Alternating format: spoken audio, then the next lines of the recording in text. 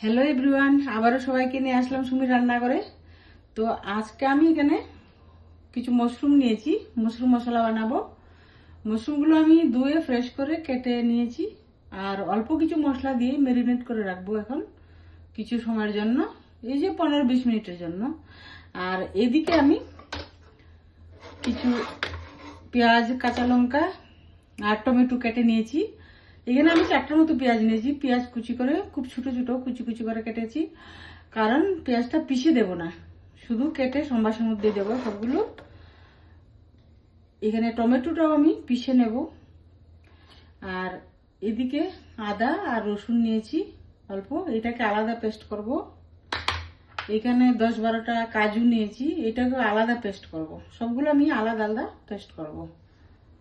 এখানে আমি অল্প বাটার মেল্ট করে নিচ্ছি, এটা দিয়ে মাশরুমটা ম্যারিনেট করে নেব 15-20 মিনিটের জন্য।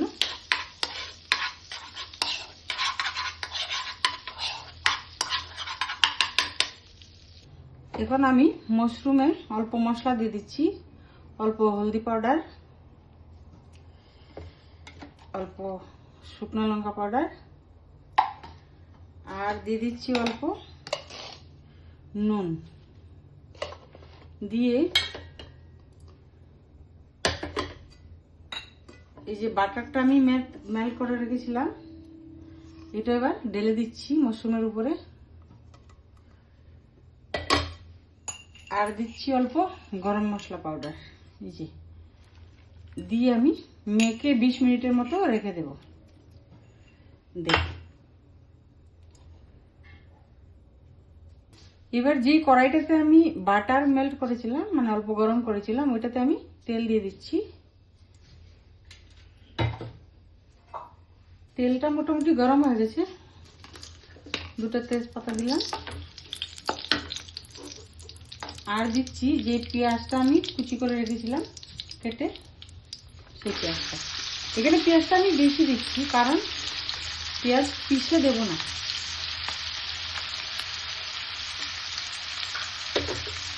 এবার পেঁয়াজটা আমি অল্প লাল লাল করে ভেজে নেব। আর পেঁয়াজটা তাড়াতাড়ি কালার আসার জন্য এর মধ্যে অল্প নুন দিয়ে দিচ্ছি। তাহলে কি হবে, একটু তাড়াতাড়ি ভাজা হয়ে যাবে আর কালারটাও চলে আসবে। পেঁয়াজটা মোটামুটি লাল হয়ে আসছে। এবার আমি এখানে অল্প শুকনো লঙ্কার গুঁড়ো, বেশি না, 1/2 চামচ, আর অল্প হলদি পাউডার দিয়ে ভালো করে মিশিয়ে নিচ্ছি।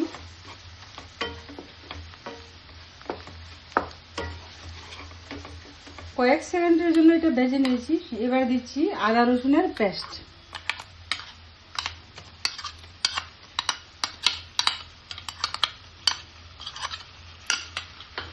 এটা আমি ভালো করে ভেজে নেবো, যতক্ষণ কাঁচা গন্ধটা চলে না যায় ততক্ষণ পর্যন্ত ভাজবো, বেশিক্ষণ লাগবে না।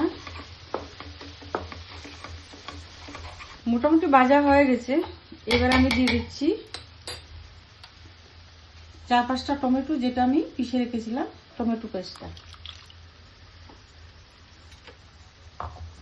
দিয়ে এটা 1 মিনিটের মতো ভাজবো, কারণ কাঁচা গন্ধটা যেতে মোটামুটি 1 মিনিট তো লাগবেই। একটু ভালো করে ভেজে নেব, তারপর আরো কিছু অল্প মশলা অ্যাড করব। টমেটো পেস্টটা দেওয়ার পর আমি দেখে দিয়েছিলাম, এই যে দেখো ভাজা হয়ে গেছে, তেল ছাড়তে শুরু করেছে, কি সুন্দর কালারও এসে গেছে। এবার দিয়ে দিচ্ছি অল্প কাঁচা লঙ্কা কুচি, দিয়ে ফ্লেমটা হাই করে দিয়ে কয়েক সেকেন্ড ভেজে নেব। এবার আমি অল্প নুন অ্যাড করে দিচ্ছি, আগে তো দিয়েছি মাশরুমে, তাই অল্পই দিচ্ছি। দিয়ে ভালো করে মিশিয়ে দিলাম। সবগুলো মোটামুটি খুব ভালো ফ্রাই হয়ে গেছে। এবার আমি কাজু পিষে রেখেছিলাম, সেই কাজু পেস্টটা দিয়ে দিচ্ছি। দিয়ে আমি 1 মিনিটের মতো ভেজে নেব ভালো করে।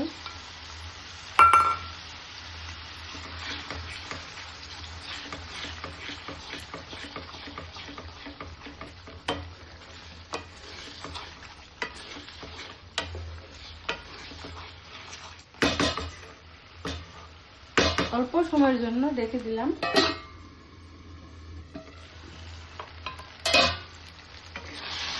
যদি না নেড়ে দিয়ে আবার কাজু আছে তো তাই নিচে লেগে যাবে, ওই জন্য মিশাতে হবে এভাবে।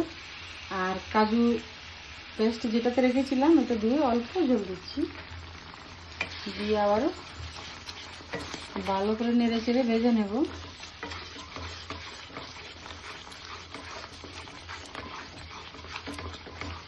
গ্যাসটা আমি একদম কম করে রেখেছি, নাহলে কাজু আছে তো তাই লেগে যাবে নিচে। আর এই পর্যায়ে আমি অল্প চিনি দিচ্ছি কালারটার জন্য।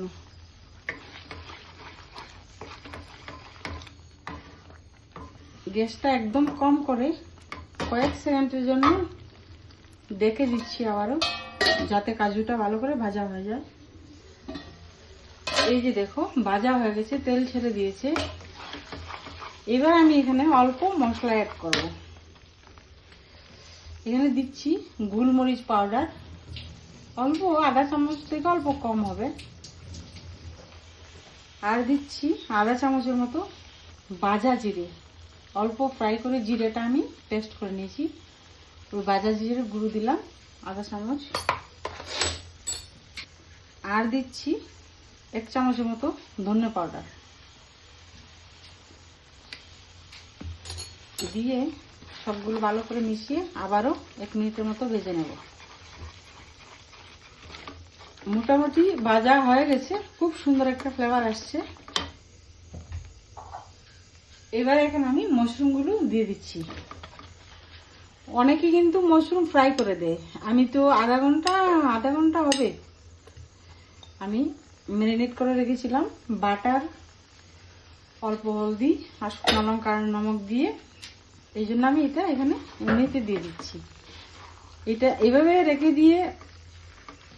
দিলে কি হয়, টেস্টটা না খুব ভালো আসে মাশরুমের। ভালো করে মিশিয়ে ডেকে দেবো 5 মিনিটের মতো। গ্যাসটা মোটামুটি মিডিয়ামে করে রাখবো। আর যদি দরকার হয় তাহলে মাঝখানে একবার নেড়ে চেড়ে দেবো। দেখে দিলাম তো তেল ছাড়তে শুরু করে দিয়েছি। আর এই পর্যায়ে আমি অল্প হিং দিয়ে দিচ্ছি, বেশি না 1 চিমটি। আর দেবো অল্প কসুরি মেথি,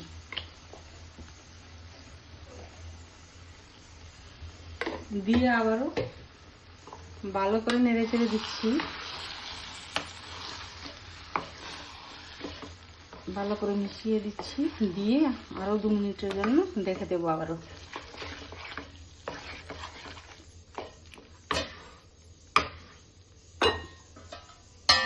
2 মিনিটের জন্য রেখে দিলাম। এবার এই যে দেখো কালারটা কি সুন্দর এসেছে, আর তেলও ছেড়ে দিয়েছে। মোটামুটি সব ভাজা হয়ে গেছে।